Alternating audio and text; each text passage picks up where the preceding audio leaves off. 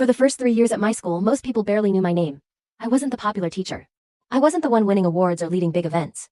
I taught elementary students, quietly did my job, and went home. Whenever staff meetings happened, the same few teachers got all the attention. Their ideas were praised. Their projects got funding. Their accomplishments were announced in front of everyone.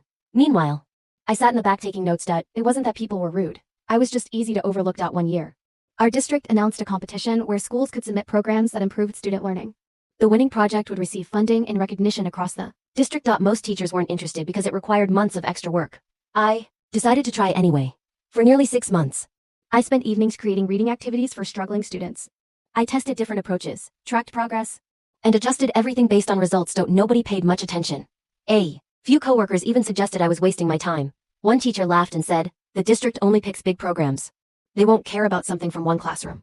Maybe she was right, but the students were improving. So I kept going. By the end of the year, some of my lowest performing readers had made incredible progress. Kids who once avoided books were asking for extra reading time. That alone felt like a win. Still, I submitted the project. Then I forgot about it. Months later, our principal walked into my classroom during lunch. At first, I thought something was wrong. Instead, she smiled and said, "Can you come to the auditorium?" When I arrived, the entire staff was there. I had no idea why. Then the district superintendent stepped onto the stage. She started talking about the competition. My heart immediately started racing.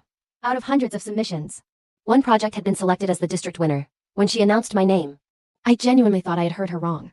The room erupted into applause. I just stood there frozen. The superintendent explained that my reading program had produced some of the strongest student growth results they had seen. The district planned to expand it to other schools. Suddenly, the same people who barely noticed me wanted to know how I did it. Teachers were asking questions. Administrators wanted meetings. People who had dismissed the project were congratulating me. It all felt surreal. But the best moment happened a few weeks later. One of my students handed me a note before class. Inside, she had written, "I used to think I was bad at reading. Now I know I'm not." I still keep that note because the award was nice, the recognition was nice, the applause was nice. But none of those things mattered as much as that sentence. For years, I felt invisible compared to everyone else. I thought success belonged to louder people, more confident people. People who seemed important. I was wrong. Sometimes, the underdog isn't the person with the biggest dream. Sometimes it's the person who quietly keeps showing up, keeps working, and keeps believing their effort matters even when nobody's watching. And sometimes, that's exactly the person who ends up surprising everyone.